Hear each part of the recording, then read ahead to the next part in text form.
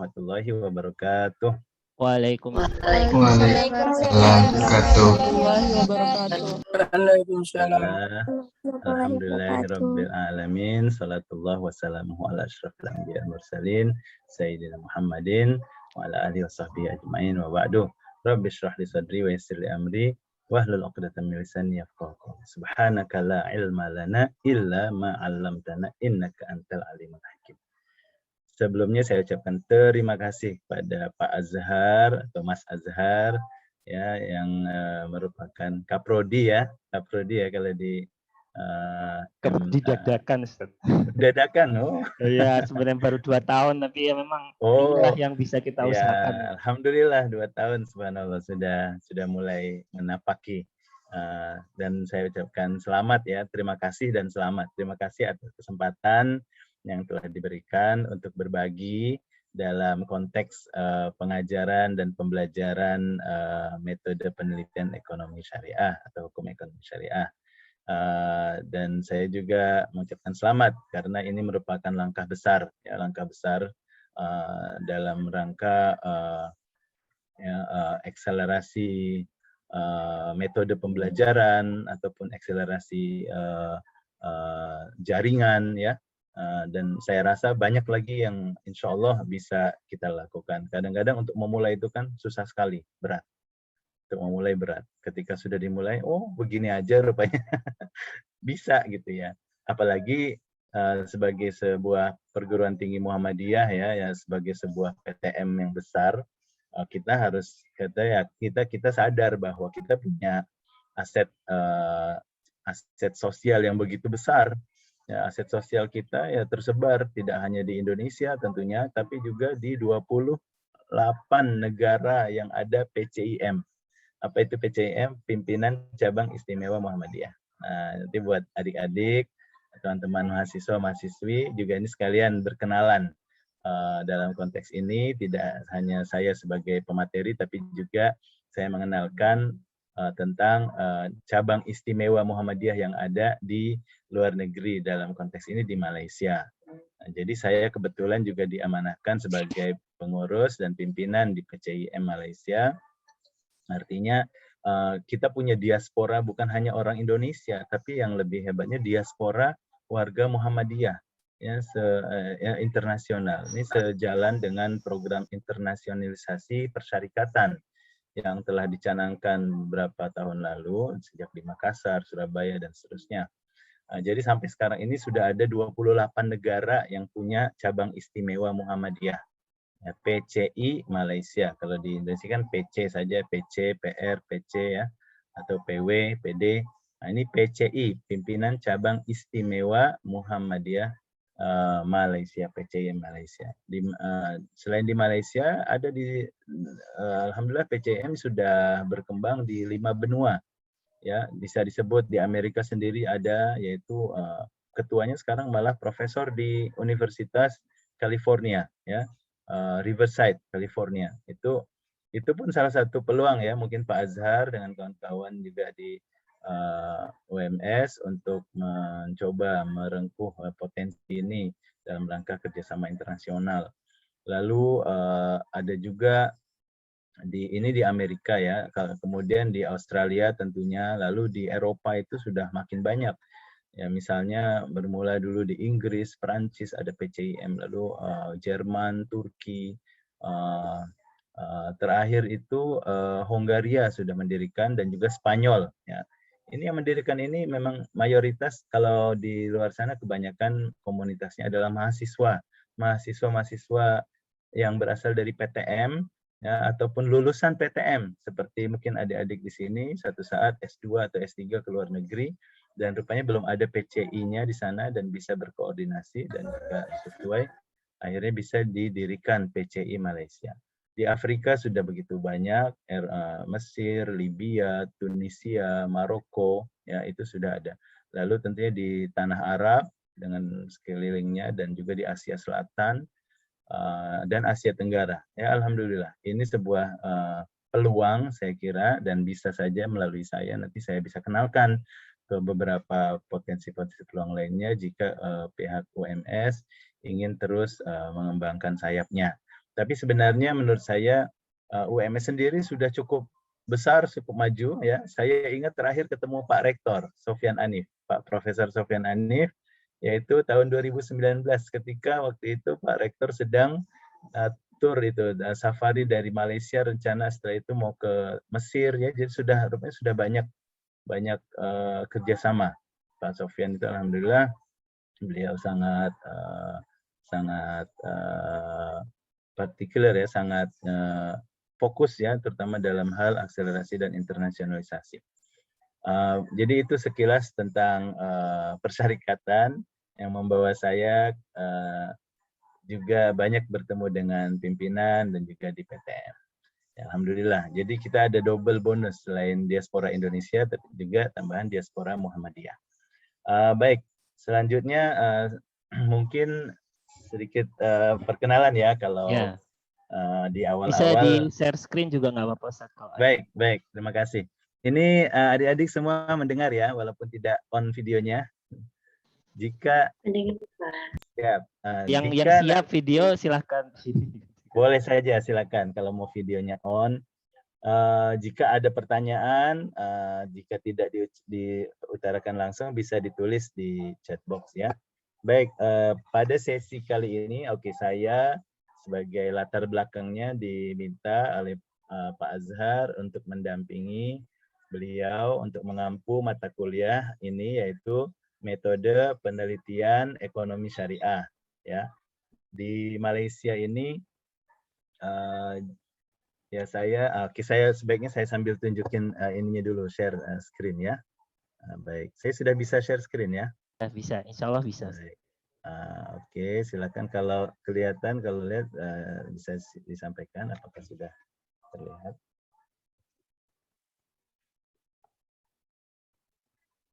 Bagaimana Pak Azhar? Sudah tampil. Baik, terima kasih. Baik. Ini secara umum saja dulu, kita masih punya kesempatan insya Allah bertemu beberapa pertemuan lagi ke depan ya. Mungkin di awal ini ya kita lihat dari bird view perspektif, yaitu kita lihat dari secara umum lah. Pertama mungkin kita berkenalan dulu ya dan seterusnya. Jadi nah ya pertama yaitu perkenalan pemateri. Oke. Jadi terkait tentang diri saya, ini pertama-tama ingin saya tunjukkan adalah kampus ya, yang semua gentengnya ini warna biru. Ini kampus kami, yaitu International Islamic University Malaysia. Apakah di antara kawan-kawan sini sudah ada yang pernah mengunjungi tempat ini di Kuala Lumpur? Belum, Pak. Pak Azhar belum? Pak Azhar? Saya ke Malaysia itu 2 kali. Ada kesempatan, Pak. Belum. Saya ke USIM, belum sempat ke situ. Oh, ke USIM, nggak jauh sebenarnya. Ini masih di kawasan ibu kota Kuala Lumpur. Ini kampus kami besar karena kita ada tanah sedikit keluar kota. Tidak jauh, tapi memang secara perbatasan sudah keluar, artinya sudah masuk wilayah Selangor. Selangor itu provinsi atau negeri yang mengelilingi Kuala Lumpur, seperti halnya Jawa Barat mengelilingi Jakarta ya. Jadi kita sudah sedikit keluar. Nah, ini kampus kami. Saya doakan saudara-saudara saya yang ada di forum ini semuanya satu saat ya dimudahkan oleh Allah untuk bisa sampai mengunjungi kampus ini, ketemu saya. Amin. Wah, itu aminnya orang puasa ini. Ya, mantap ya, insya Allah, amin. Untuk segala kegiatan lah kita, memang sebelum pandemi ini ya boleh dikatakan sering sekali kita mendapat kunjungan, termasuk dari PTM sering sekali. Saya kira banyak PTM yang sudah punya kerjasama dengan kampus kami, yaitu Universitas Islam Antarabangsa Malaysia. Itu terjemahan dalam bahasa Melayunya ya. Adapun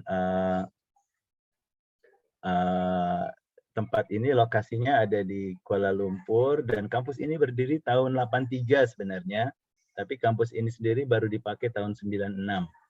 Ya, baik.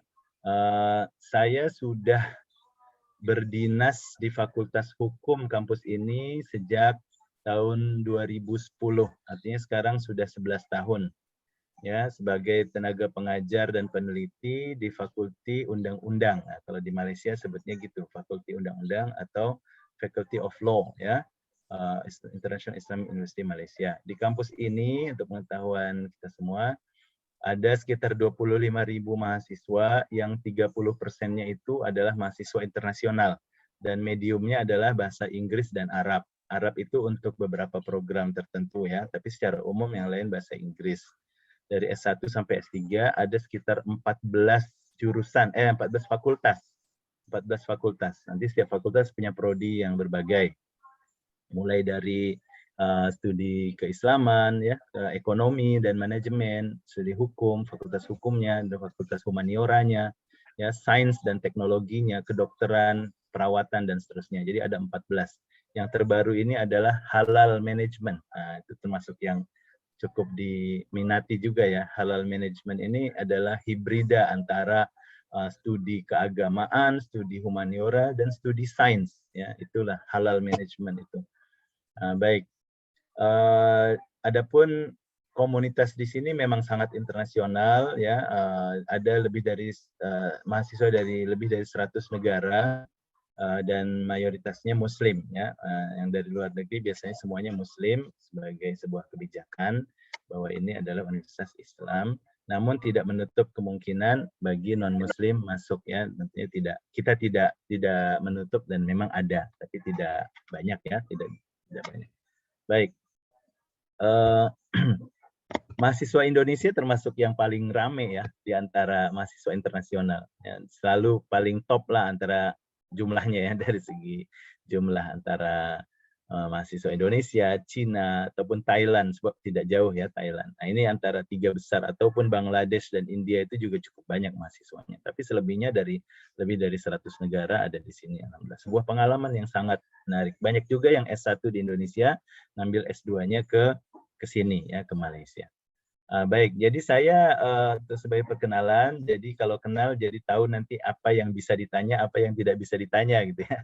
Saya ini kuliahnya hukum ya.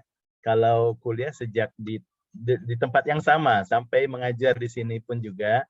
Kalau sejak kuliah awalnya tahun 96 gitu ya, 96 sejak kuliah ini di kampus ini dibuka, saya sudah mulai di kuliah di sini. Jadi S1, S2, S3 saya alhamdulillah dari kampus ini, yaitu kajiannya hukum, ya, studi hukum.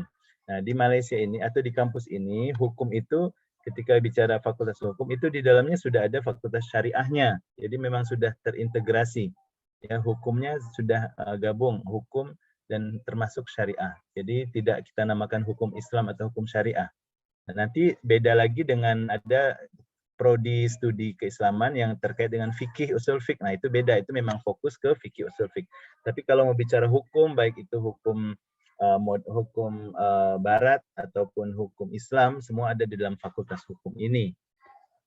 Baik, namun spesialisasi saya sejak S2 dan S3 adalah lebih pada hukum cyber atau siber ya, hukum siber atau hukum teknologi informasi. Nah, makanya nanti mohon maaf mungkin banyak contoh-contoh yang saya ambil dari pengalaman saya berdasarkan ya kajian di Undang-Undang Hukum Teknologi Informasi. Teknologi informasi ini cakupannya luas ya, mulai dari perdata hingga pidana, hukum lokal sampai hukum internasional itu ada. Contohnya kalau perdata kita bicara terutama yang berkaitan dengan adik-adik di sini adalah hukum ekonomi ya. Nah, kita dalam hukum cyber law pun juga mempelajari misalnya fenomena perdagangan elektronik ya, perdagangan elektronik ataupun e-commerce ya. Dalam e-commerce ini tentu banyak isu ya, mulai dari perlindungan konsumennya, lalu keabsahan dan validitas transaksi, lalu metodologi atau metode-metode transaksi, lalu hukum-hukum pembuktian transaksi elektronik. Nanti berkembang lagi, apalagi dengan berkembangnya internet ya dan big data, itu makin banyak lagi kajian-kajian. Nah, nanti bisa disempitkan misalnya transaksi terkait dengan perbankan. Nah, ini kan juga termasuk bidang fokusnya adik-adik atau kawan-kawan di UMS ya, perbankan syariah. Oke, jadi masuk juga itu misalnya perbankan syariah yang dalam rangka perlindungan konsumen yang terkait dengan penggunaan teknologi informasi, ya. Nah, itu semua masuk, termasuk fintech sekarang nih banyak disebut, ya, banyak dipakai dan didiskusikan, serta fenomena lain termasuk blockchain, ya, cryptocurrency, penggunaan mata uang digital dan lain-lain. Ini kan termasuk juga. Jadi itu bidang saya secara umum. Lalu itu sudah, ya, S1, S2, S3 saya di situ. Areanya seperti dilihat oleh adik-adik tertulis di sini adalah cyber law, e-commerce, data governance, internet regulation, and law and technology. Jadi nanti saya tidak terlalu mendalami misalnya isu al-ahwal asy-syakhsiyah misalnya, ya, isu-isu hukum keluarga Islam, ataupun bahkan muamalat itu sendiri juga kan luas, ya. Kalau muamalatnya yang masih bersifat terkait dengan teknologi, saya masih bisa mendalami. Tapi kalau yang lain, ya mungkin umum-umum saja, saya colek-colek secara umum saja gitu, ya. Baik, juga saya ingin berbagi selama saya berkarir ini 11 tahun, saya ada beberapa kesempatan sebagai peneliti tamu, baik itu disebut sebagai visiting researcher atau fellowship, ya, atau visiting professorship. Saya ambil contoh yaitu di Universitas Oxford di UK, ya, di Inggris. Saya di sana sekitar 2 minggu, ya, di Universitas Oxford Internet Institute, ya, nama unitnya, ya. Nah, di situ kami di sana sekitar tahun 2008, ya, sudah lama rupanya, ya.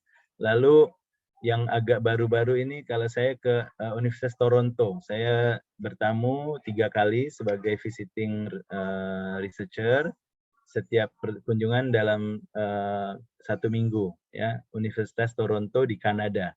Nah, ini agak pengalamannya agak spesial karena perjalanannya sangat jauh, ya. Saya harus terbang sekitar terbang 2 kali, ya, tidak ada yang langsung, dan total penerbangan dengan transitnya itu bisa mencapai 23 hingga 24 jam. Itu terbang untuk sampai Toronto. Di udaranya saja itu minimal 19 jam. Nah, itu bisa lewat Eropa atau bisa lewat Asia, ya. Nah, itu perjalanan cukup jauh. Jadi di sana itu bedanya 12 jam sama kita. Kita sini jam 9, di sana jam 9 malam. Jadi agak sulit untuk berkomunikasi dengan keluarga di Jakarta. Jadi saya 3 kali di situ dalam kaitan penelitian saya tentang perlindungan konsumen di bidang telekomunikasi. Lalu saya alhamdulillah juga sempat ke Universitas Leiden di Belanda, ya. Universitas Leiden saya sekitar seminggu atau kurang sedikit, ya, 5 hari totalnya. Tapi dengan perjalanan sebenarnya 2 minggu karena ke beberapa tempat yang lain. Nah, di situ saya sebagai peneliti tamu juga di Universitas Leiden, Belanda.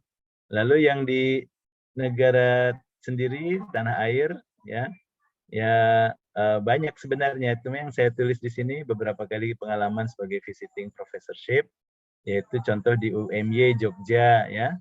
Lalu ada di UMT Muhammadiyah Tangerang, dan yang sekarang ini adalah di UMS Solo, gitu, ya. Ya, itu hitung-hitung sambil pulang kampung. Saya ini juga gini-gini masih warga negara, ya, masih warga negara Indonesia, masih pakai paspor Garuda, walaupun sudah boleh dibilang 25 tahun di luar negeri, tapi masih tetap pulang, ya. Kalau asalnya tempat lahir dan besar adalah di Jakarta. Baik, ini perkenalan. Kalau ada yang mau ditanya, silakan ditulis. Nanti mungkin Pak Azhar bisa sampaikan ke saya mungkin apa yang ada ditulis di chat box. Ya. Saya juga tulis di sini nomor kontak ataupun kontak saya, yaitu melalui email, melalui website, ya, blog. Saya juga nulis blog, ya, dan juga Twitter, ya. Nah, kalau nanya Instagram, wah, saya nggak pede mau ngasih Instagram karena nggak ada isinya, gitu, ya. Nah, jadi Instagram ini rupanya untuk yang lebih cakupannya nampaknya saya tidak terlalu masuk situ. Rupanya lihat umur juga, ya. Kalau umur saya ini lebih cocoknya ke Facebook, gitu. Ada sih Facebook, cuma saya lihat untuk lebih pada personal use aja, gitu, ya. Instagram ada, tapi silahkan kecewa jika Anda follow, silahkan kecewa karena tidak banyak isinya, gitu, ya. Baik, Nah, ini pengalaman bimbingan saya meneliti mahasiswa saya ya. Nah, ini kenapa saya tunjukkan di sini untuk memberikan gambaran umum saja kepada adik-adik penelitian-penelitian yang pernah saya lakukan ya. Ini lebih kurang ini sebagian saja ya, yaitu penelitian S2 dan S3. Ya, untuk pengetahuan adik-adik, kalau S1 di Malaysia ini secara umum kita tidak ada skripsinya, tapi ada paper ya, ada paper assignment, tugas paper tuh ada setiap mata kuliah, tapi tidak jadi satu skripsi khusus. Nah, itu bedanya kalau di Malaysia secara umumnya. Nah, nanti beberapa mata kuliah tertentu memang ada tugas papernya ya. Adapun tuh S2 S3 alhamdulillah sudah saya jalani bimbingan dan mayoritas yang saya daftarkan di sini adalah yang sudah lulus ya, PhD dan juga master. Untuk sekedar untuk ide saja, ini saya highlight dan dengan warna krem atau kuning ya, temanya ya. Misalnya yang pertama tentang security, privacy, and data ownership, tentang kepemilikan data ya dalam konteks Internet of Things. Nah, ini jadi yang terbaru ya, baru selesai. Lalu juga ada terkait kajian tentang konvensi cybercrime. Nah, di dunia ini sejauh ini baru ada satu konvensi ataupun perjanjian internasional terkait cybercrime, yaitu Budapest Convention tahun 2001 ya. Nah, itu kita lihat bagaimana perkembangannya, lalu aplikasinya di negara tertentu. Ya, kebetulan yang buat kajian ini adalah mahasiswa saya asal Nigeria. Jadi dia ingin melihat bagaimana konvensi ini bisa diterapkan di Nigeria. Lalu juga terkait dengan e-commerce ya. Yang ketiga, mahasiswa saya dari Palestina. Bicara tentang apportionment of liabilities. Ini adalah isu yang sangat penting karena di dalam e-commerce itu sebenarnya banyak pihak yang terkait ya. Kita bicara tentang adik-adik mungkin biasa kalau e-commerce baru akhir-akhir ini kita biasa order shopping ya, online shopping, marketplace, beli apa-apa belinya ke online marketplace ya. Mau beli sekarang pun mau beli yang kecil-kecil ya tinggal cari di online marketplace. Kira-kira apa sih online marketplace yang favorit di kalangan adik-adik di UMS ini? Shopee. Shopee, oke. Lagi selain Shopee apa? Lazada. Tokopedia. Tokopedia. Oke, bagus. Yang kedua, yang pertama disebut tadi Shopee dan Lazada juga sangat populer di Malaysia. Adapun Tokopedia dan Bukalapak ini memang Indonesia banget ya. Jadi walaupun juga dipakai tapi memang karya Indonesia dan besar di Indonesia, dan saya pikir sebuah kebanggaan ya jadi sebuah pemain penting dalam online marketplace ya. Nah, itu kan pasti kita sudah tahu tuh gimana mekanismenya. Jadi banyak isu sebenarnya dari segi hukum dan perundangan. Jadi mahasiswa saya itu mengkaji tentang pembagian tugas dan tanggung jawab ya antara pihak-pihak yang terkait dalam online shopping misalnya ya. Online shopping ini kan ada beberapa orang, misalnya selain seller dan buyer, selain pembeli dan penjual, ada juga penyedia jasa, penyelenggara sistem, ya, ataupun internet service provider-nya, atau penyedia blognya, penyedia website-nya. Nah, ini di mana masing-masing itu punya tanggung jawab. Nah, itulah isunya. Nah, itu nanti kalau saya sebut semua banyak ini ya, ada electronic voting nih di Indonesia ya, mahasiswa saya asal Indonesia sekarang jadi dosen di Bandung, bicara tentang pemilu online. Nah, kira-kira apa sih masalahnya? Kira-kira tantangannya apa? Lalu yang dari Bangladesh bicara tentang penggunaan data kesehatan dan tantangan perlindungannya. Juga ada ya saya angkat sini nomor 8, yaitu isu dalam hal pembayaran digital ya, digital payment dan mobile wallet service, yaitu layanan dompet elektronik. Mungkin kita yang biasa ke Shopee atau lain-lain sudah tidak bayar pakai online banking lagi. Mungkin Anda sudah punya ya layanan khusus ya, banyak kan di Indonesia. Jadi pembayarannya tidak lagi melalui online banking. Nah, itu namanya ada yang disebut digital payment, mobile wallet ya, dompet elektronik dan seterusnya. Nah, ini apa? Jadi ada mahasiswa saya ini khusus ya melihat isu-isu pembayaran digital dan juga dompet elektronik. Nah, gitu. Lalu ada juga isu perlindungan konsumen di Emirat Arab, karena ini mahasiswa saya orang Emirat nih. Jadi dia melakukan perbandingan. Nah, di sini ini nanti buat ide ya, bahwa kita bisa mengambil materi yang mungkin sebelumnya sudah pernah dibuat orang, tapi kali ini aspek kebaruannya adalah dari segi komparatif ya. Seperti mahasiswa saya ini, dia mengambil komparatif antara undang-undang di Emirat Arab dan juga di Mesir. Jadi dia kaji ya, dari variabel-variabel yang sudah ditentukan, dia kaji perbandingan antara kedua negara ini terkait perlindungan konsumen dalam dunia e-commerce gitu ya. Lalu ada juga ini isu pencucian uang. Nah, pencucian uang ini kan terkait juga dengan perbankan ya, lagi dari Nigeria. Lalu ombudsman terkait e-commerce ya. Ada juga smart contract. Apa itu smart contract? Yaitu kontrak apa ya, kalau bahasa Indonesia sudah diterjemahkan gimana itu? Kontrak cerdas atau ya. Nah, itu saya nggak pasti. Smart itu di situ gimana? Pintar ya, kontrak pintar atau lain-lain. Kenapa itu kontrak pintar disebut gitu? Karena dengan adanya artificial intelligence ya, AI dan juga big data yang begitu hebat ya, jadi mesin itu bisa melakukan otomasi atau bisa diotomasikan untuk melakukan perjanjian, yaitu untuk melakukan transaksi.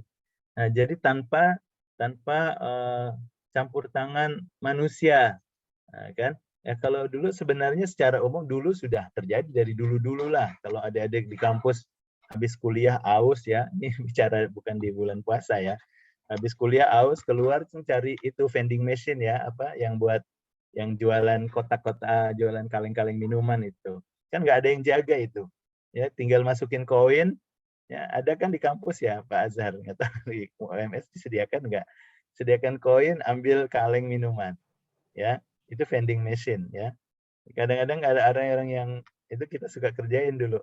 Ini yang jaga ini ada di dalam kotaknya gitu, dalam kotak itu. Jadi kita masukin, kita pencet-pencet, nanti dia akan terima, lalu dia keluarkan kalengnya. Padahal yang ada itu kan semua otomasi ya, diotomatiskan. Nah, jadi pertanyaannya di mana itu aspek kontraknya, aspek akadnya bagaimana gitu ya. Kan dulu isunya begitu. Nah, kalau sekarang makin canggih ya dengan adanya artificial intelligence, bahkan kontrak itu bisa berjalan terus tanpa diinterupsi oleh manusia gitu. Nah, ini banyak terjadi di online shopping marketplace ya, ataupun di berbagai website yang menyediakan jasa layanan online, termasuk perbankan online, ya itu mereka banyak menggunakan itu. Nanti isunya bagaimana isu smart contract-nya itu? Apakah mencukupi berdasarkan apa namanya undang-undang ya atau tidak? Kan kita kalau di Indonesia ada undang-undang ITE ya, dan selain itu juga ada undang-undang perbankan. Nah itu semua harus dicek itu kalau di Indonesia. Lalu ada juga kasus cyber terrorism, terorisme cyber. Wah, ini juga lebih serius ini. Nah, kebetulan ya ini juga sangat jadi isu luar biasa ya. Sekarang nih teroris ya, selain mereka tentu cakupannya internasional, mereka juga makin pintar ya menggunakan teknologi dalam hal baik itu penyiapan, perencanaan, perekrutan, sampai eksekusi serangan ya, semua bisa dilakukan melalui teknologi. Nah, inilah menjadi tantangan kita ya. Misalnya pencucian uang ya, dana yang digunakan oleh teroris mungkin didapati dari sumber tertentu dan harus disembunyikan dengan cara mencuci uang itu, pencucian uang. Jadi sangat terkait ya cyber terrorism dengan money laundering. Lalu ada juga isu electronic surveillance, yaitu pemantauan elektronik melalui baik itu melalui alat ataupun sensor satelit ataupun melalui log internet. Lalu ada isu electronic signature ya, tanda tangan elektronik. Lalu ada pencurian identity ya, pencurian data, dan juga isu penggunaan data terkait transborder, yaitu perdagangan internasional. Nah, inilah ya bidang-bidang yang selama ini saya kaji bersama mahasiswa-mahasiswa saya. Dan di antaranya juga ada mahasiswa Indonesia ya, yang saya lihat memang mereka sangat kreatif ya, kreatif melihat perkembangan terkini ya. Kalau adik-adik lihat ini kebanyakan memang ini semua penelitian-penelitian yang sangat terkini ya, bisa dikatakan baru ya dari berbagai isunya. Baik. Juga di sini saya mau tambahkan selain pengalaman melakukan bimbingan, juga pengalaman mendapatkan grant penelitian ya atau research grant. Ya, alhamdulillah 10 tahun terakhir ataupun ya bisa bilang dalam 10 tahun terakhir ada beberapa grant yang sudah saya terima baik sebagai peneliti utama ataupun peneliti pendamping ya, co-researcher. Nah, ini beberapa contoh ya tentang penggunaan tentang hak privasi ya, lalu isu terorisme dalam penggunaan keuangan ya, keuangan terorisme, lalu juga tentang perlindungan data dalam sektor telekomunikasi. Yang terbaru ini adik-adik tahun 2019 saya mendapatkan grant penelitian terkait dengan cryptocurrency ya, penggunaan dan pemanfaatan cryptocurrency di Malaysia. Pernah dengar ya pasti Bitcoin misalnya. Wah, Bitcoin biasanya anak-anak muda yang cepat ini. Kadang kita yang sudah berumur lebih asar maghrib ini agak lambat. Kalau mau investasi dalam Bitcoin sekarang mungkin lambat gitu ya. Nah, tapi biasanya anak-anak muda, udah cepat mereka udah jadi investor dan miliarder ya karena investasinya. Nah, tapi tentunya tidak terlepas dari isu-isu dan kontroversi ya. Karena awalnya kan cryptocurrency ini tidak diakui ya sebagai alat pembayaran. Nah, itu bagaimana dong ya? Kalau pemerintah cuma bisanya bilang tidak mengakui, tapi sementara masyarakat menggunakan terus. Ya, sama masyarakat menggunakan terus. Memang tidak bisa dilawan, teknologi itu tidak bisa dilawan. Ya, bank sentral misalnya bilang, oh itu tidak bisa dianggap pembayaran yang sah, tapi orang pakai karena rupanya ada efisiensi dan ada magicnya di situ. Ya, nah memang tidak bisa dibendung. Ya, akhirnya pemerintah harus menyiapkan peraturan, ya, termasuk yang dari segi syariahnya harus dijawab, ini syar'i atau tidak, gitu. Nah, jadi tantangan buat para akademisi, ulama, mufti untuk menjawab ini syar'i atau tidak nih digital Bitcoin dan seterusnya. Saya ambil contoh yang lain ya. Dulu kita sering banyak keributan terkait tentang taksi online. Ya, pemerintah bilang tidak mengakui itu ilegal gitu misalnya. Maksudnya tidak diberikan tidak diayomi dan tidak difasilitasi. Tapi yang ada orang pakai terus gitu ya. Orang pakai terus ya dengan berbagai company perusahaannya lah gitu ya. Walaupun akhirnya menimbulkan konflik horizontal di bawah, tapi memang kemajuan teknologi itu tidak bisa dibendung dan akhirnya akan terjadi tantangan kita para akademisi hukum dan juga mahasiswa hukum adalah menilik ulang, merevisi ya, bahwa ini harus difasilitasi dan juga diberikan kepastian hukum. Kalau memang tidak sesuai dengan hukum, bagian mananya tidak sesuai dengan hukum dan bagaimana kita sesuaikan. Artinya diperbaiki mekanismenya. Akhirnya misalnya taksi-taksi online itu ataupun ojek-ojek online itu misalnya harus terdaftar ataupun harus ada asuransi tertentu. Nah, itu kan artinya ada penyesuaian. Tapi kita tidak tutup mata dengan teknologi ataupun perkembangan yang berjalan terus gitu ya. Lalu sekarang contoh terbaru nih karena pandemi dan banyak kena lockdown, akhirnya orang nonton TV online. Nah, TV online kan dulu juga di Indonesia saya tidak tahu terakhir gimana posisinya. Dulu sempat ditentang lah. Nanti bagaimana sekarang Netflix misalnya. Nah, di Malaysia ini masih lagi mencari-cari ya bentuk pengaturannya dan lain-lain. Jadi memang namanya teknologi informasi ini memiliki daya dorong yang kuat ya, membuat perubahan di masyarakat.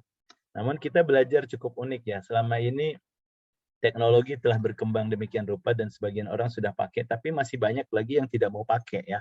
Masih banyak lagi yang tidak mau pakai teknologi. Lalu terciptalah ditakdirkanlah adanya virus COVID-19.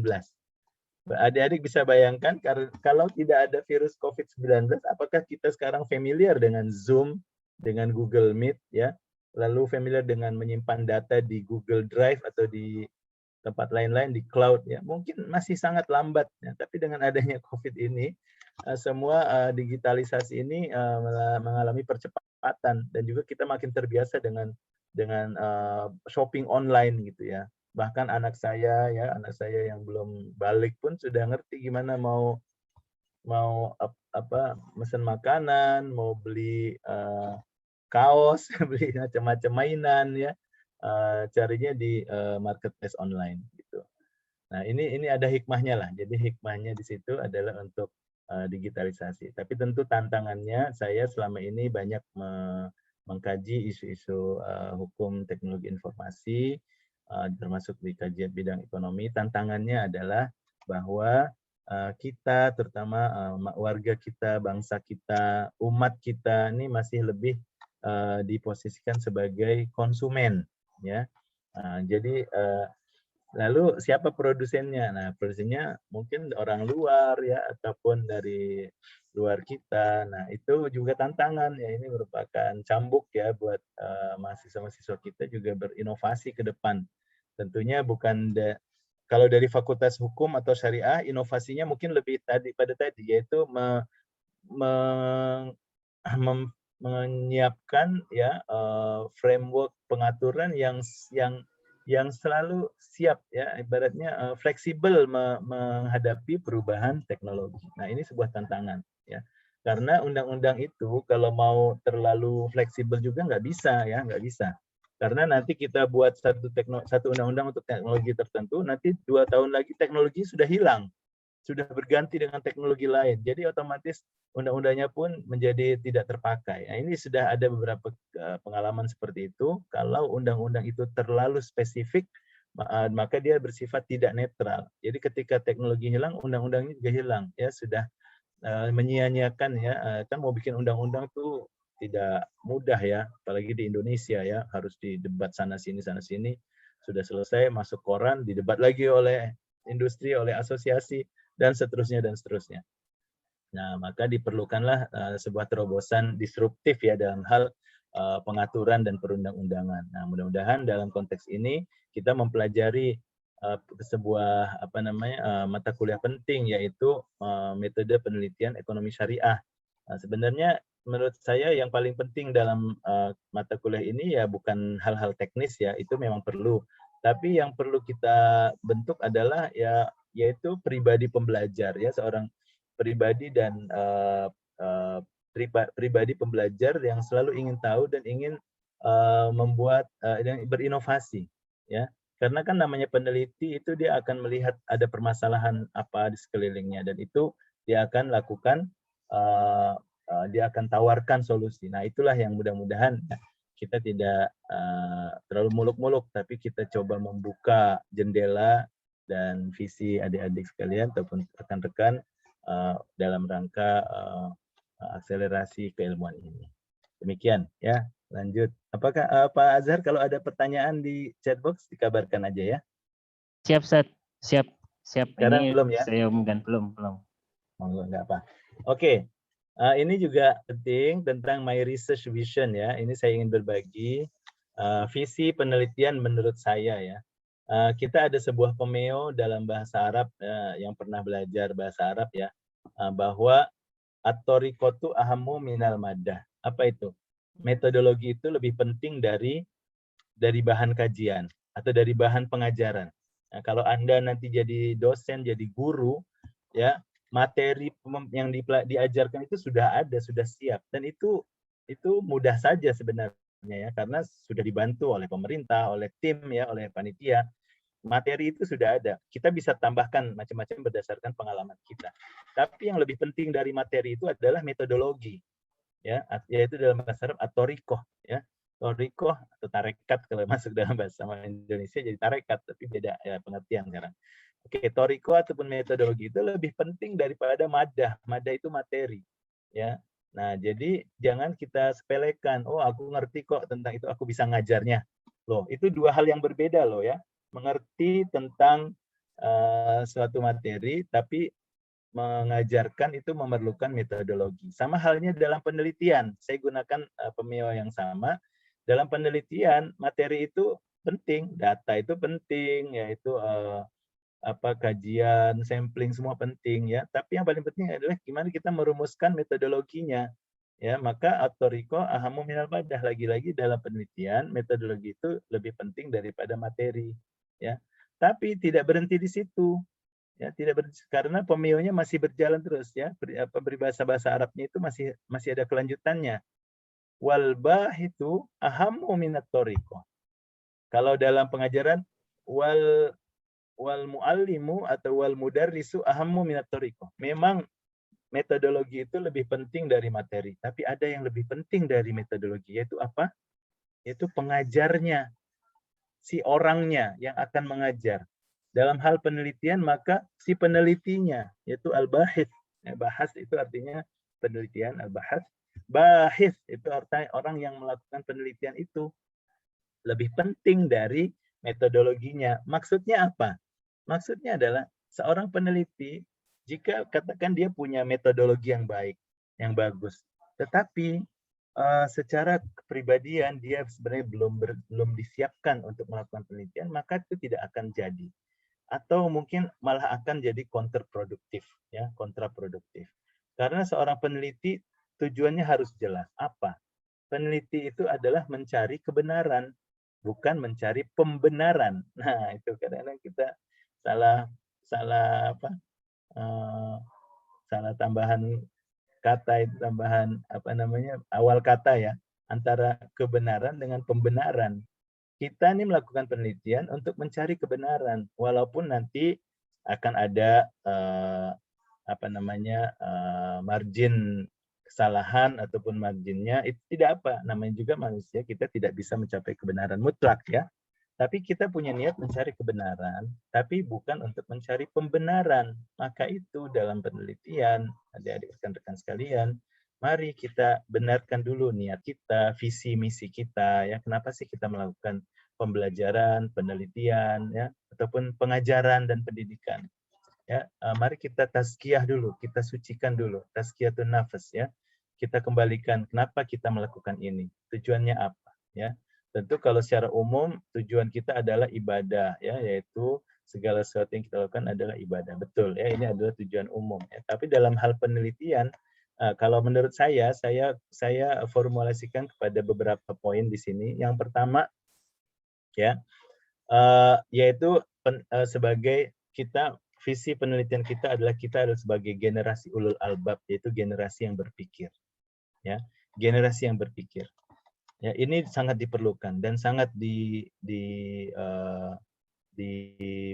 sangat dipentingkan ya dalam agama kita, dalam masyarakat kita. Nah, maka saya ambil hikmah dari surat Ali Imran ayat 189 hingga 191. A'udzubillahi minasyaitonirrajim. Walillahi mulkus samawati wal ardh. Hanya milik Allah lah kerajaan langit dan bumi. Wallahu ala kulli syai'in qadir, dan Allah berkuasa atas segala sesuatu. Inna fi khalqis samawati wal ardi, sesungguhnya dalam penciptaan langit dan bumi, wa ikhtilafil laili wan nahar, dan juga dalam pergantian siang dan malam, la ayatin liulil albab, yaitu di situ ada ya tanda-tanda ya yang perlu dikaji bagi mereka yang berpikir. Nah, jadi mungkin ini bukan kali pertama ya rekan-rekan mendengar ayat ini, insya Allah, dan membaca, bukan kali pertama, tapi kita kontekstualisasikan dalam hal kajian kita, ya, bahwa segala yang kita lakukan ini adalah milik Allah, yaitu yang kita kaji, baik itu kajian sosial, kajian sains, apapun itu ya. Ini kita sedang mempelajari ayat-ayat Allah, tanda-tanda Allah yang ada di langit dan di bumi, ya, dalam perselisihan waktu siang dan malam dan seterusnya. Nah, maka ini hanya bisa dibaca oleh mereka yang ulul albab, itu yang memiliki albab ini, lubun albab, yaitu otak sebenarnya ya, atau pemikiran. Nah, kita sebagai insan akademi, insan kampus, nah, kita ini boleh dibilang elit ya, elit dalam artian kita dilatih dan kita diinvestasikan serta menginvestasikan diri untuk menjadi orang-orang yang berpikir gitu loh. Dan KPI kita, yaitu prestasi kita sangat terkait dengan sejauh mana kita berpikir itu tadi. Baik dalam bentuk eksaminasi, ya, ujian, lalu presentasi, lalu penelitiannya. Ini kan semua adalah output dari pemikiran. Maka kita adalah orang-orang ulul albab. Siapakah orang-orang ulul albab itu? Dalam ayat selanjutnya disebut, ya. Alladzina yadhkurunallaha qiyaman wa qu'udan wa 'ala junubihim wa yatafakkaruna fi khalqis samawati wal ard. Rabbana ma khalaqta hadza batila subhanaka faqina adzabannar. Orang ulul albab ini, dia berdiri ingat Allah, dia duduk ingat Allah, dia tidur ingat Allah, dia jalan, dia kerja ingat Allah. Artinya apa? Kalau ingat Allah, berarti kita akan ingat siapa diri kita gitu. Oh, Allah Maha Besar, kita ini kecil. Allah Tuhan, kita ini hamba gitu ya. Allah yang disembah, kita yang nyembah. Allah Maha Kaya, kita yang sedang diberi kekayaan gitu. Nah, kan gitu. Albab itu menempatkan posisinya pada maka tidak akan mungkin seorang ulul albab itu dalam penelitiannya akan menyalahi hukum Allah. Tidak mungkin. Kalaupun terjadi ya berarti ada ada salah di situ. Ada masalah di visinya itu, ya. Dan dia mengingat Allah, dia tahu Allah, dia berpikir tentang kejadian di langit dan di bumi, ya. Maka dia akan berkata, Rabbana ma khalaqta hadza batila. Dalam findingnya, dalam temuannya dia akan katakan, ya Allah, sungguh kau tidak ciptakan semua ini sia-sia. Tidak ada yang sia-sia, tidak ada yang gagal. Subhanaka faqina adzabannar. Maha suci Engkau, maka jauhkan hati kami dari api neraka. Lagi-lagi tujuan hidup kita dan penelitian kita adalah akhirat, ya, bukan di dunia. Kita harap dengan penelitian kita ini, rekan-rekan ya, ini bisa menjadi tiket kita mendapatkan ridho Allah, ya. Itu sebenarnya. Jadi apapun, itu tidak kira ya, tidak dihitung apapun yang mau kita teliti itu. Ya, kita harap dengan penelitian itu membawa manfaat dan mendapatkan kesenangan dari Allah, pleasure of God, ya. Itu menjadi salah satu tujuan. Lalu yang kedua, visi sebagai peneliti yang atas nih, ini agak lebih teknis, yaitu pentingnya ilmu dan juga kegunaan big data. Oh, rupanya ada big data dalam Quran. Ya, ada, ya. Kita saja sekarang asik menggunakan istilah big data, ya. Big data itu kan kalau dalam literatur sekarang mengatakan semua data yang terproses, terkumpul, ya, terpakai dalam berbagai kehidupan kita, mulai dari internet, lalu pergerakan, lalu online shopping, online learningnya, kelas online, semua dikumpul jadi big data. Betul, ya. Dalam konteks inilah kita lihat lagi, kita kontekstualisasikan dalam Al-Quran, bagaimana big data itu disebut oleh Allah dan menjadi sebuah aset bagi manusia untuk meninggikan posisinya dari malaikat. Apa? Yaitu dalam kejadian ketika Allah menciptakan Nabi Adam. Ya, ketika Allah menciptakan Nabi Adam, apa yang sempat terjadi? Para malaikat bertanya, mereka tidak membantah, tapi mereka bertanya, ya, apakah wahai Allah, apakah Engkau akan ciptakan manusia yang ya, jadi disangsikan tujuannya, yang mungkin akan menyebabkan kerusakan, pertumpahan darah dan lain-lain. Jadi yang terlihat seakan-akan tidak ada lebih banyak masalahnya gitu menciptakan manusia. Tapi Allah tentu dengan kuasanya tetap meneruskan menciptakan Nabi Adam, lalu dibuktikanlah bagaimanakah pembuktian itu terjadi, yaitu direkam dalam surat Al-Quran Al-Baqarah ayat 31 hingga 33, ketika Nabi Adam sudah selesai penciptaan Nabi Adam yang tadinya tidak ada apa-apa, sekarang ada seorang manusia, Nabi Adam. Lalu apa dalam Al-Quran dikatakan? A'udzubillahi minasyaitonirrajim. Wa 'allama Adama al-asma'a kullaha, tsumma 'aradahum 'alal malaikah. Faqala anbi'uni bi asma'i haula in kuntum shadiqin. Qalu subhanaka la 'ilma lana illa ma 'allamtana innaka antal alimul hakim. Ketika Adam sudah diciptakan, apa? Allah mengajarkan Adam tentang makna nama dan makna segala hal. Ya, ditulis al-asma'a kullaha. Nah, inilah sebenarnya big data yang ada dalam Al-Quran. Disebut big data dalam Al-Quran. Al-asma' kullah. Jadi Nabi Adam itu salah satu mukjizatnya adalah dapat memahami segala hal, segala nama dan juga pengertiannya dalam berbagai bahasa. Nah, ini penafsiran menurut ahli tafsir, ya, yaitu alama Adam, diciptakanlah Adam dan diajarkannya oleh Allah al-asma' kullah, segala hal, segala nama dalam berbagai bahasa dan juga pengertiannya. Lalu ditanyalah ke malaikat, coba malaikat, ente bisa nggak ngejelasin ya apa ini apa, ini apa, ini apa. Malaikat bilang, subhanaka la ilma lana, kami nggak ada ilmunya ya Allah, kami nggak ada ilmunya. Maha suci Engkau. Innaka antal alimul hakim. Engkau lah yang maha tahu, Engkau yang maha bijaksana. Nah, lalu apa kata Allah? Ya, oke. Sekarang ente lihat ya, Adam akan menjelaskan semuanya ya. Maka disebut qala ya Adam ambihum bi asmaihim. Jelaskan pada mereka nama-nama itu. Falamma anba'ahum, ketika Nabi Adam sudah menjelaskan, lalu apa kata Allah? Katakan qala alam aqul lakum inni a'lamu ghaibas samawati wal ard wa a'lamu ma tubduna wa ma kuntum ta'lamun. Allah mengatakan, inilah bahwa aku tahu apa yang menjadi rahasia langit dan bumi dan apa yang akan terjadi dan apa yang kamu simpan, apa yang kamu pikirkan, apa yang kamu juga sembunyikan. Allah Maha tahu. Dan pengetahuan ini dihibahkan, diberikan kepada Nabi Adam. Jadi rekan-rekan sekalian, ilmu yang kita ada semua ini datangnya dari mana? Semua datang dari Allah. Semua datang dari pemberian, dari pembelajaran kita. Kita dilahirkan tidak ada yang pintar. Dilahirkan tidak ada yang langsung tahu gimana cara pakai masuk ke WC, gimana cara menggunakan toilet. Tidak ada yang tahu. Kita semua diajarin. Tentu melalui perantaraan. Ya. Dan ini semua atas hikmah dan rahmat Allah. Dan inilah contoh ketika Nabi Adam diberikan pengajaran keseluruhan data. Ya. Jadi bagaimana ini menunjukkan bahwa Nabi Adam yang asalnya itu tidak terlalu diperhitungkan oleh malaikat, tapi ketika disuplai dengan data, ya, dan ini adalah big data, maka tidak ada lagi yang bisa mengalahkan Nabi Adam, kecuali Allah sendiri yang sang pemilik segalanya. Ya. Artinya apa, rekan-rekan? Seberapa hebat kita melakukan penelitian, pengajaran, kalau kita tidak disuplai dengan data, kita tidak ada apa-apanya. Data itu menjadi sangat penting. Ya, ini pengajaran yang bisa kita ambil.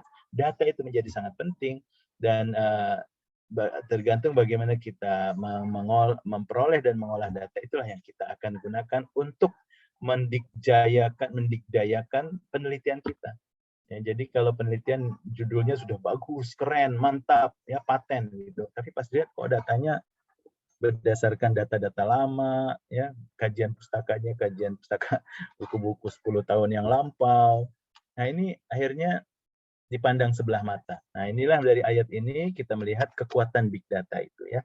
Dan yang ketiga, visi penelitian saya adalah bahwa penelitian ini perlu kita lakukan untuk melakukan koreksi atas apa yang salah dan juga untuk memperbaiki masyarakat. Ya, makanya menjadi peka sosial dan aksi korektif.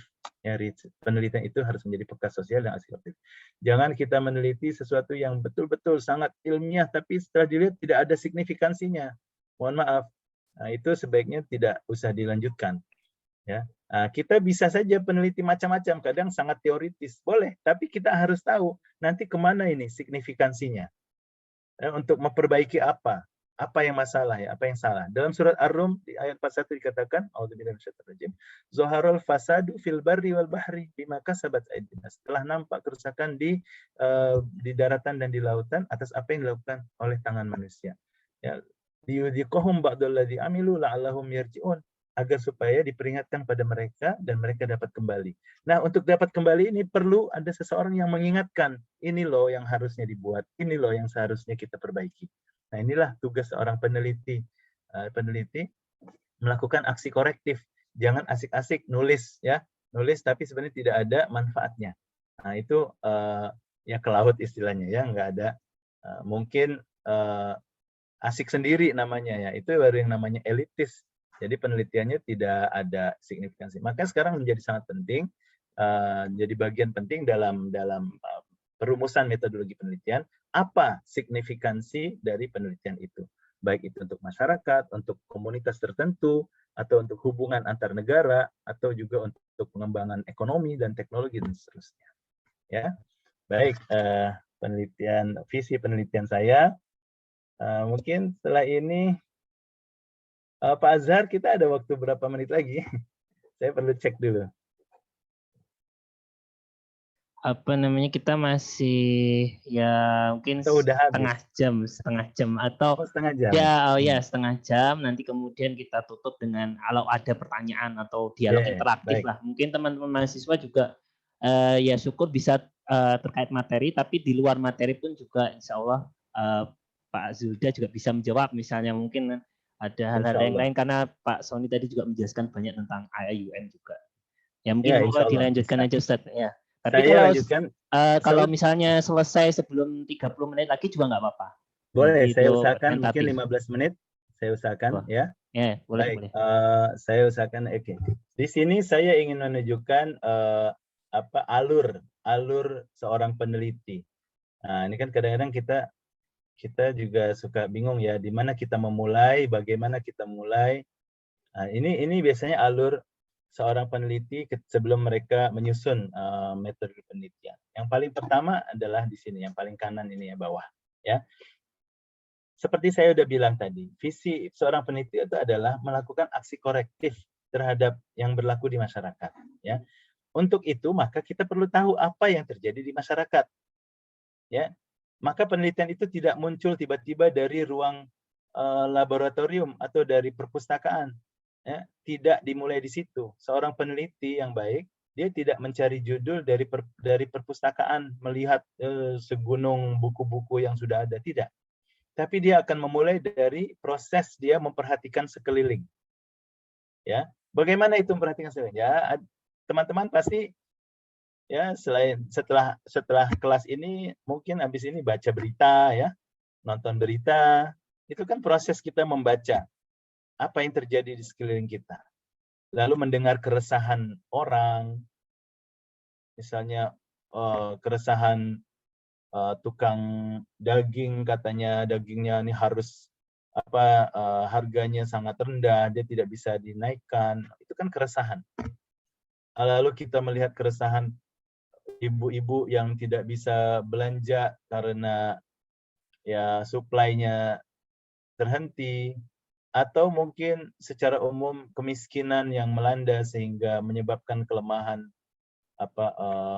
kekuatan ekonomi kita. Nah, ini hanya kita tahu kalau kita membaca, memperhatikan sekeliling kita. Baik itu melalui baca berita, ya, baca broadcast. Kadang broadcast ini ada yang berita, ada yang bukan berita ya. Jadi pandai-pandai kita mendengar keresahan, mengidentifikasi masalah, ada masalah apa, siapa yang bermasalah, apakah masyarakat umum, apakah mahasiswa, apakah pelaku bisnis apa yang bermasalah, ya. Nah, itu kita akan tahu jika kita banyak membaca, lalu kita ngobrol ya, lalu menghadiri forum-forum. Ya, menghadiri forum-forum tuh sekarang nih orang saya kalau bikin forum ya audiensnya bertanya, "Ada e-sertifikat nggak, Pak?" gitu. Yang ditanya e-sertifikatnya gitu. Rupanya nanti ada poinnya rupanya ya, Pak Azhar. Nggak tahu berapa poinnya itu. Ya. Satu sertifikat katanya 1 atau apa, loh mau berapa dikumpulin 300 Pak supaya naik pangkat. Masya Allah. Nah, jadi oke lah, itu duniawinya, itu secondary-nya lah ya. Tapi kan kita menghadiri forum itu kan untuk tahu apa sih masalah yang sedang terjadi. Yang bicara itu kan mungkin ahlinya.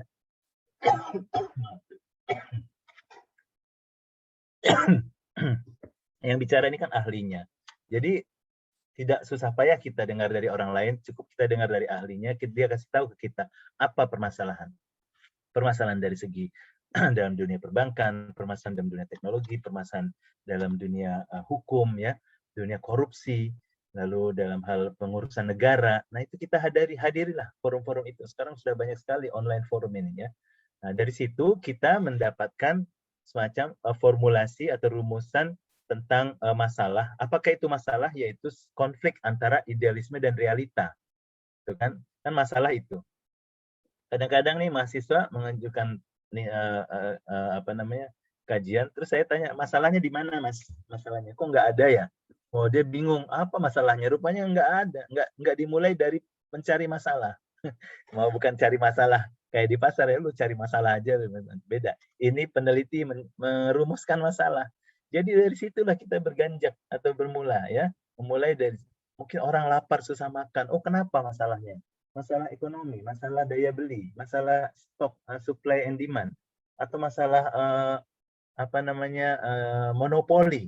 Nah, kan di situ mulai kelihatan. Oh, macet Pak, kemacetan lalu lintas setiap hari. Apa masalahnya? Jalanan masih sempit. Oh, atau masyarakat melawan proses pelebaran jalan. Oh, atau harga transportasi umum mulai naik. Kita lihat di situ ya. Baru dari perumusan masalah itu kita bawa kepada tujuan yang diharapkan apa. Ya, kita ingin misalnya supaya jalan raya itu lebih lancar ya. Jadi orang efisien kerjanya dan juga aman. Nah, bagaimana caranya? Baik itu nanti kan mulai ditunjukkan bagaimana seharusnya ya, apa yang harus dikaji. Nah, ini pilihan Anda. Jika Anda adalah seorang arsitektur, maka Anda akan melihat arsitektur jalan raya ataupun civil arsitektur atau civil engineer ya. Jika Anda adalah seorang saintis, maka mungkin Anda akan mulai berpikir bagaimana menciptakan transportasi umum yang lebih murah dan mudah gitu ya. Jika Anda seorang ekonom, maka Anda berpikir bagaimana menguatkan bisnis supaya orang punya daya beli mobil misalnya. Jika Anda seorang mahasiswa hukum atau syariah, maka dilihat bagaimana kita memastikan agar perundangan itu bisa memfasilitasi, bisa memaksa orang, bisa memfasilitasi atau menyiapkan infrastruktur sosial yang diperlukan.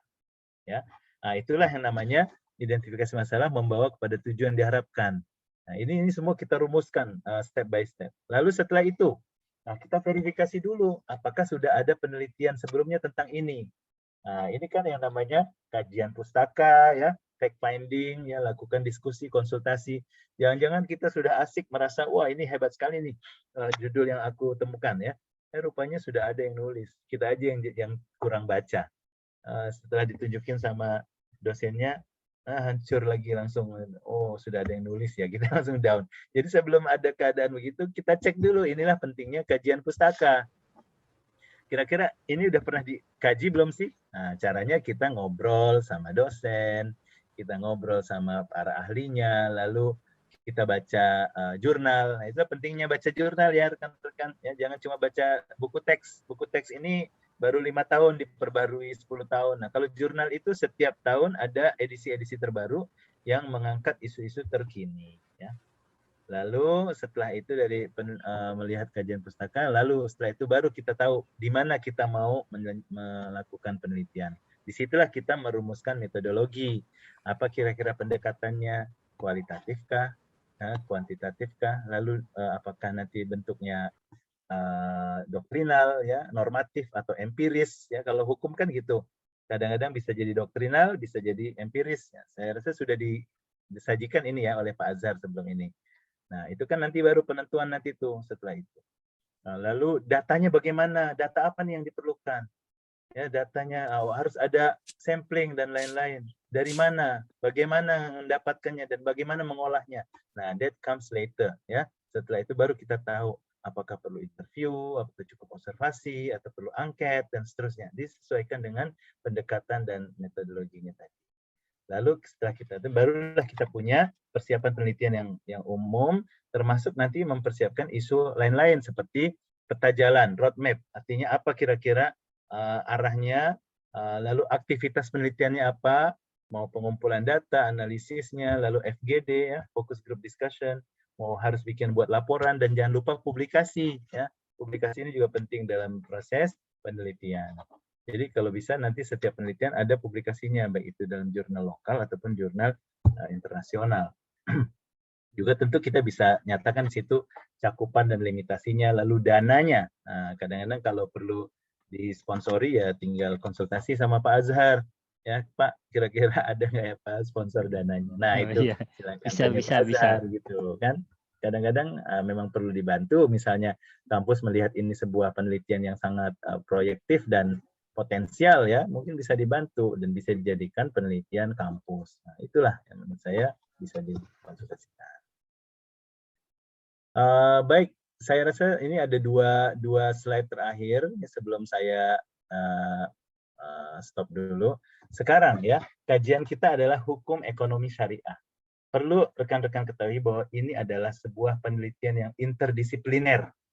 Ini bukan cuma hukum ya, tapi hukum ekonomi syariah. Nah, dari katakan itu ini adalah interdisciplinary, yaitu hukum yang terkait dengan kegiatan ekonomi dan berlandaskan syariah. Nah, jadi disinilah yang kita mau. Jadi sangat niche ya, paduannya sudah ada di situ, yaitu isu hukum, ekonomi dan syariah. Saya rasa dan ini sangat luas. Jangan nanti bilang, wah ini jadi sempit Pak, udah hukum harusnya ekonomi lagi dan harusnya syariah.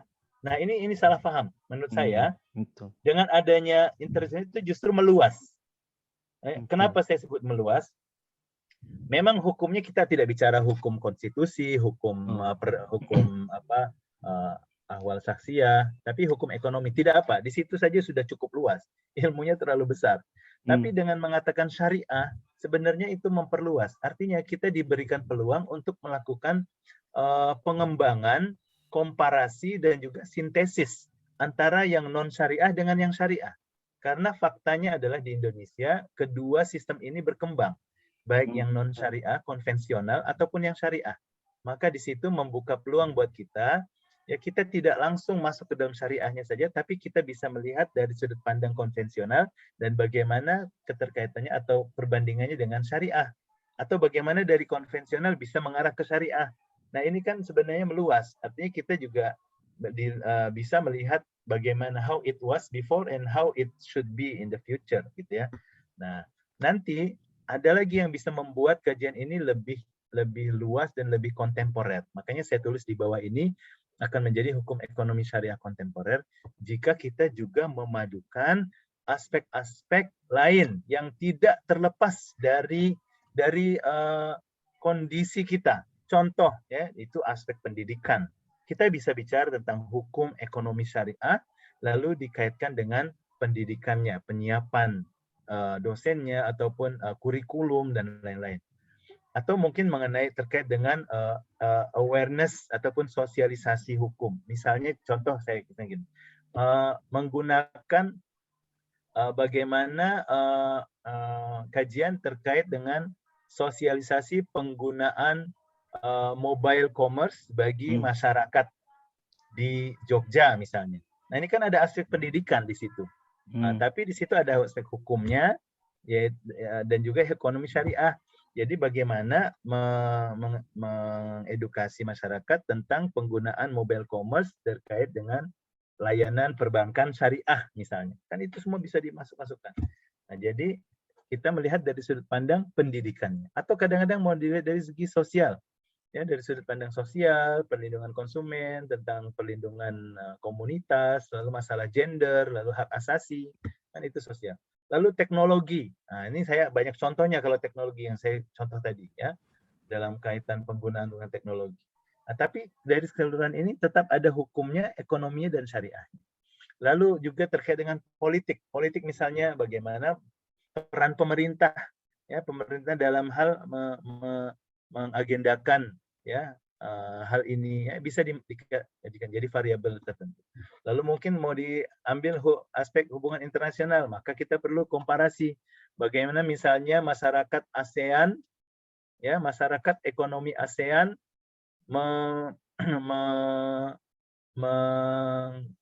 mengadopsi sistem perbankan syariah. Kenapa jadi penting? Karena dalam ASEAN banyak komunitas muslim, 300 juta lebih masyarakat muslim. Indonesia, Malaysia, Brunei, di Singapura pun ada, di Thailand Selatan pun ada, di Filipina Selatan pun ada. Maka aspek perbankan syariah menjadi sangat penting. Ya. Nah, di sinilah contoh. Saya kasih contoh di sini. Misalnya hukum saja, ya. Kalau hukum saja kita bicara perlindungan konsumen, ya hukum. Lalu ditambah dengan faktor ekonominya kita bisa tambahkan perlindungan konsumen dalam konsep dan praktik perbankan.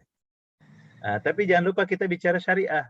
Maka kita bisa lihat misalnya perbankan yang melakukan penerapan bank syariah ataupun syariah window ya.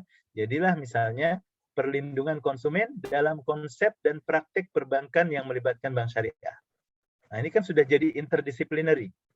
Nah, lalu sekarang ditambah dengan tambahan yang tadi saya bilang supaya kontemporer. Nah, saya kasih contoh ya. Misal perlindungan konsumen dalam praktik pelayanan perbankan syariah yang menggunakan facial recognition technology. Oh, apa itu? FRT. Facial recognition technology ini adalah ya teknologi yang bisa mengenali wajah kita untuk melakukan identifikasi. Nah, ini kadang-kadang perlu bank menggunakannya untuk melakukan identifikasi terhadap nasabah. Nah, bagaimana ini faktor segi perlindungan hukumnya dan juga syariahnya bagaimana? Kan bisa diteliti. Nah, akhirnya menciptakan sebuah kajian yang sangat interdisiplinary dan juga kontemporer.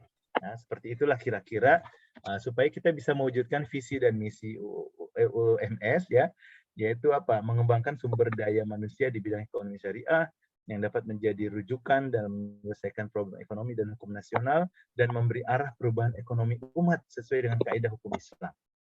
Ya, termasuk tadi digital Bitcoin, bagaimana hukumnya dalam syariah? Nah, apa masalahnya itu bisa lagi dikuliti ya. Nah, itu kita memberikan jawaban, solusi ya kepada masyarakat yang terkait dengan mengikuti hukum Islam. Ya, ini bukan saya yang ngarang ya, visi misi dari website Prodi ya, hukum ekonomi syariah ya. Kalau ada yang belum pernah ngecek lah, ini saya bantu tolong bacakan ya. Lihat visinya, tahun 2029 menjadi pusat unggulan dan pengembangan sumber daya manusia dan kajian hukum ekonomi syariah di Indonesia. Amin ya rabbal alamin. Amin.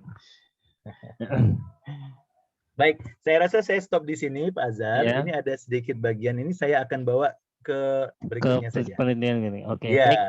Baik. Terima kasih Pak Sony atas penyaparannya. Jadi cukup luas sekali juga, banyak juga membangkitkan motivasi kita dalam meneliti. Saya juga mungkin saya ingin menambahkan juga yang terkait tadi, sangat betul sekali tentang masalah interdisciplinary research tadi ya. Jadi ini yang membuka luas sekali riset di bidang hukum ekonomi syariah. Yang awalnya sering di awal-awal tuh saya kan awalnya itu kan nama prodinya hukum muamalat. Nah, jadi hanya terpaku pada aspek-aspek hukum-hukum muamalat saja gitu. Jadi kayak kurang bisa meluas baik ke sisi hukum empiris, kemudian dari sisi ke ekonominya.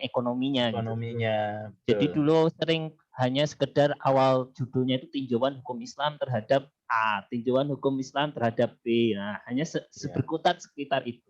Nah, sekarang kan sangat luas sekali tadi aspek hukum yang singgungan dengan hukum, singgungan dengan ekonomi. Betul. Dan kemudian juga di antusiasme masyarakat itu sudah sangat banyak sekali tentang halal lifestyle itu tadi. Dan itu juga hukumnya juga masih belum ini. Jadi masih ada kalau misalnya undang-undang pariwisata halal itu kan masih sangat umum juga. Ternyata bisnis halal itu juga banyak macamnya. Banyak lagi yang bisa macamnya ya. Capitalism juga ada, itu bisa. Jadi ya moga-moga mahasiswa ini mungkin tetap banyak sekarang. Kemarin juga ada diskusi oleh komisaris wisata halal di Indonesia Timur. Juga menarik juga. Itu betul empiris juga tuh nanti. Empiris juga. Jadi ternyata Indonesia Timur pun juga mulai melirik gitu. Karena mungkin meskipun kadang-kadang secara demografi mayoritas mungkin ada yang di beberapa tempat non muslimnya lebih banyak, tapi kan wisatawan muslimnya sangat banyak yang ke sana. Ya. Nah, itu menjadi ya saya kira menurut kajian menarik. Kemarin kita juga ada sedang meneliti. Walaupun ya kita coba aja mencoba menggali intinya apakah bisa potensi wisata halal meskipun di wilayah Indonesia Timur. Oh ya, kayaknya udah ada yang live video ini, mungkin ada pertanyaan, silahkan apabila ada Mas Aditya atau mungkin yang lain, silahkan. Oh, tidak ada, apa belum ada ini yang ingin bertanya? Kayaknya memang masih belum ada pertanyaan Pak Sony, tapi mungkin perdana mungkin juga mereka nanti mungkin yang agak teknis nanti kan ini materi cukup umum ya. Iya, betul. Tapi saya melihat antusiasmenya cukup besar. Tadi saya lihat ada yang beberapa kali masuk, artinya mungkin dia sinyal. Kemudian di YouTube juga ada beberapa, sekitar 6 tadi yang paling banyak. Tapi alhamdulillah kita insya Allah mewadahi lah Bahkan saya share juga ke grup alumni bagi teman-teman yang sedang kuliah S2. Nah, ini ada materi kuliah yang bisa juga membantu mereka mendorong cepat selesai di masa studi mereka S2 gitu kan. Nah, jadi alhamdulillah. Baik, saya coba floorkan kembali. Apakah ada pertanyaan? Aditya mungkin ada pertanyaan? Kalau tidak ada, kita close ini. Pertemuan kali ini. Terkait jadwal gimana Pak Azhar? Oh ya, jadwal berikutnya? Jadwal berikutnya itu karena ternyata tanggal yang kita sepakati kalau bisa hari Rabu itu ternyata tanggal merah.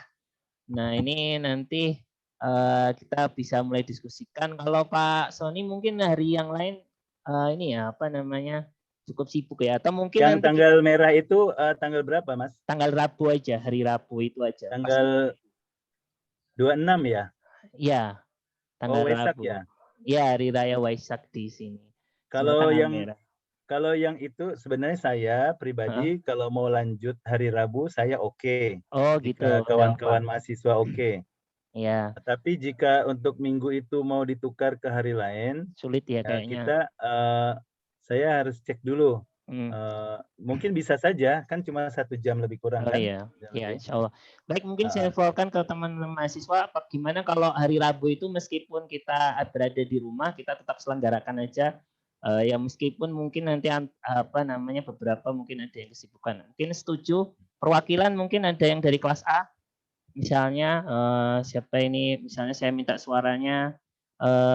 Misalnya Yasmin, gimana Yasmin? Kalau hari Rabu meskipun hari Waisak kita tetap laksanakan. Itu aja. 3 minggu lagi ya? Ya masih 3 minggu lagi karena setelah libur 2 minggu depan dan ini libur kita ya 2 minggu ke depan. Ya gimana Yasmin atau Salwa setuju, mungkin? Pak, insya Allah Pak. Oh setuju? Oke, Salwa gimana Salwa?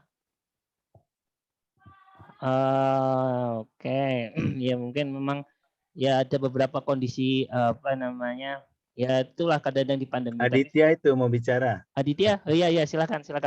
Komentarnya gimana? Siap ikut nanti di tanggal hari Rabu ini 3 minggu lagi?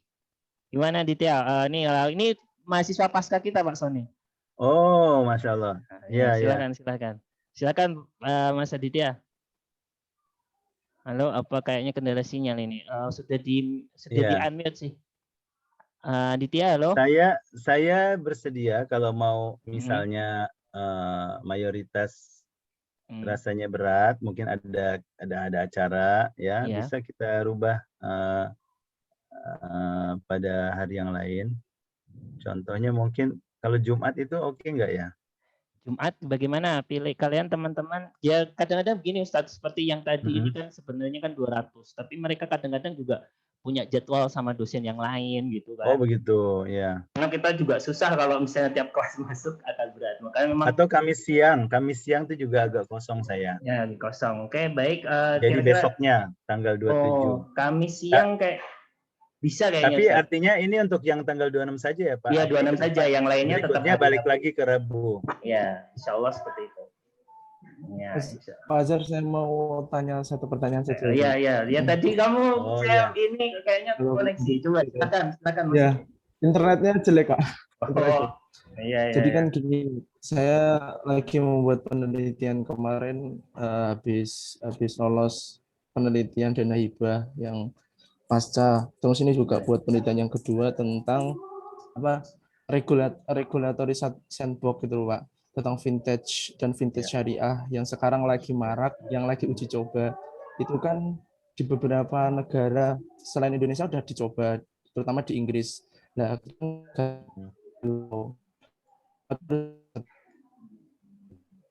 ini hilang suaranya Mas Adit.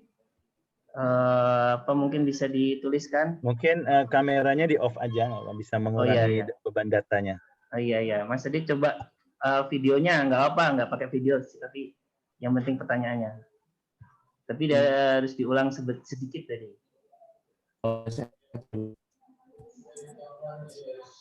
Masih belum jelas juga ini. Kameranya di off dulu. Oh, gitu. Nanti biasanya bisa meringankan datanya. Nah, tadi kan tentang UK misalnya ya sudah ada, selain di Inggris di Australia juga sudah, dan di Malaysia sudah mulai dijalankan itu regulatory sandbox-nya. Nah, terus gimana pertanyaannya? Kayaknya beliau apa ini ya tadi ya? Keluar ya, jadi masalah sinyal lagi lah. Apa namanya? Nanti mungkin bisa apa namanya? Kita kita simpan untuk pertanyaan pertemuan yang akan datang. Kita harap beliau juga. Nah, coba silakan. Mungkin aja nanti ke bapaknya tulisan saya baru draft. Nanti mungkin bisa diberikan masukan karena itu kan kemarin saya juga beberapa tulisan yang sebelumnya udah Iya. Bisa didengar. Iya. Jadi hilang lagi. Kayaknya koneksinya tuh naik kemudian turun gitu. Jadi mobil speednya tidak lancar. Tapi ya nanti Ustaz mungkin kita nggak apa-apa. Bisa secara tertulis nanti bisa tertulis ya, kemudian kalau enggak kita simpan untuk pertemuan yang akan datang. Ini untuk nanti kesepakatan kita pertemuan gimana itu dia? Udah lancar atau belum ini? Udah, Pak. Oh iya, coba silakan. Jadi kan itu intinya itu tentang regulatory sandbox. Jadi beberapa negara itu terutama Inggris kan sudah menggunakan regulatory sandbox. Kemudian di Indonesia itu hanya uji coba, yaitu yang saya ingin uji coba antara uji coba dan penerapan gitu ya. Bagaimana cara meneliti padahal di Indonesia masih tahapan uji coba, padahal di negara lain itu sudah tahapan penerapan. Apakah kajian penelitian terhadap uji coba ini kemudian mengubah struktur penelitian atau misalnya tidak layak gitu, untuk diteliti karena masih uji coba? Mungkin Pak Sony bisa memberikan mungkin ya tentang itu, Pak, tentang mungkin teori penelitiannya yang tepat itu seperti apa kan yang kita teliti ini kan sangat menarik, kata kemarin Prof. Dim itu sangat menarik karena ini tentang regulatory sandbox, yang mana regulatory sandbox itu adalah apa itu namanya suatu hal yang bisa, karena Indonesia itu kan civil law, jadi kan semua itu harus tertulis undang-undangnya. Kemudian regulatory sandbox ini adalah sesuatu yang bisa menampung tentang kecepatan fintech syariah yang ada di syariah yang ada di Indonesia gitu, Pak. Yang saya tanyakan kan mungkin nanti rumusan masalahnya dari pengawasannya, tentang kemudian apakah penerapan fintech syariahnya. Nah, itu yang saya tanyakan, teorinya dan metode penelitian cocok itu seperti apa gitu, Pak. Mungkin nanti saya akan kasih share juga ke beliau, Pak Sony, mungkin bisa ngasih masukan gitu kan tentang penelitian itu. Ya baik, sudah ditangkap, Ustaz. Lebih enaknya nih tertulis ya, kalau ada ada proposalnya. Kalau nggak harus proposal, tapi kalau ada outline-nya boleh, saya bisa cek. Siap. Ya. Nanti saya kirim kemana, Pak? Mungkin saya bisa catat. Bisa nanti Pak Azhar kasih alamat saya, email ataupun bisa melalui WhatsApp nanti kemudian. Iya, insya Allah. Baik, terima kasih antusiasmenya Mas Adit ya. Kemudian baik, kita akan tutup untuk pertemuan yang akan datang, insya Allah ya. Mungkin kalau saya lebih prefer itu saat memang kalau hari libur tuh anak-anak jangankan libur, orang masuk aja pengennya libur juga. Makanya mungkin ya Kamis, saya kira tidak masalah, Kamis pada libur. Insya Allah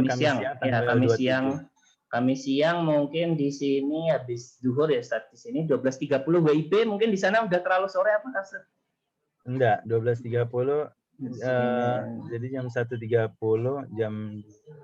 jam 1 WIB aja. Jam 1 WIB. Siap, 1 WIB. Insya Allah kita laksanakan ya, tidak harus mungkin juga terlalu lama, tapi insya Allah bisalah ada materi yang bisa kita sampaikan di pertemuan yang ke-9. Mungkin itu saja. Mari kita tutup pertemuan kali ini dengan sama-sama baca dengan hamdalah.